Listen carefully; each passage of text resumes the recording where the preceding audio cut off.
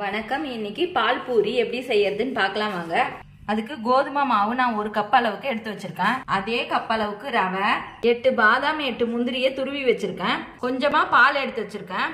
அரை கப் அளவுக்கு சர்க்கரை, கஸ்டர்ட் பவுடர் 2 டீஸ்பூன் அளவுக்கு, 1/2 லிட்டர் பாலை நான் காய்ச்சி ஆற வச்சு வச்சிருக்கேன். கோதுமை மாவை ஒரு 10 நிமிஷம் பிசைஞ்சு ஊற வச்சுக்கலாம்.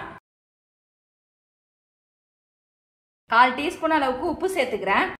1 ஸ்பூன் அளவுக்கு நெய் சேர்த்துக்கிறேன். நல்லா கலந்து விட்டுக்கலாம். கொஞ்சம் கொஞ்சமா தண்ணி சேர்த்து சப்பாத்தி மாவு பதத்துக்கு பிசைஞ்சு வச்சுக்கலாம். கொஞ்சமா நெய் சேர்த்து கலந்து விட்டுடுறேன்.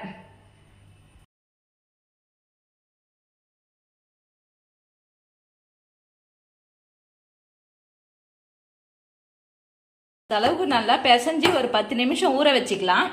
பாலை கேஸ்ல வச்சுட்டு சர்க்கரை சேர்த்துக்கிறேன். கஸ்டர்ட் பவுடர்ல பால் சேர்த்து கலந்துக்கிறேன்.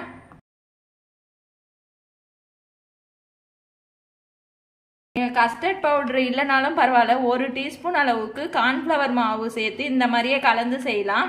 ஃப்ளேமை சிம்ல வச்சுட்டு கலந்து விட்டுக்கிறேன். துருவி வச்ச பாதாம் முந்திரியை சேர்த்துக்கிறேன்.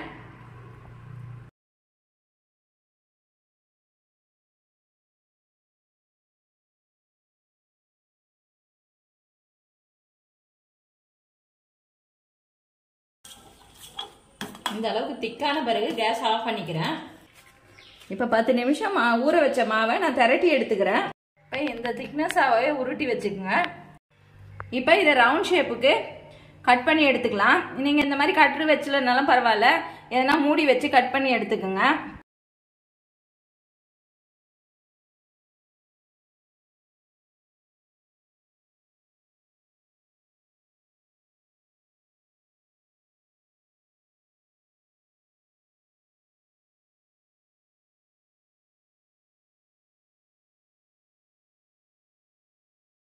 மீதி மாவை இதே மாதிரி எடுத்து திரட்டிக்கலாம்.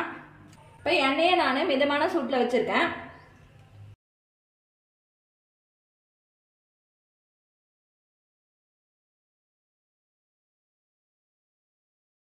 இப்போ இந்த அளவுக்கு கோல்டன் ப்ரௌன் ஆன பிறகு எடுத்துடலாம்.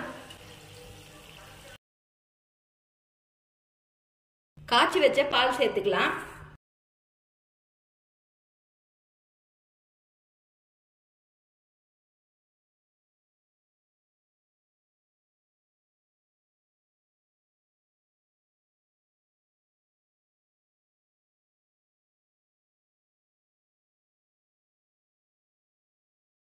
துருவன பாதாம் முந்திரி சேர்த்துக்கிறேன்.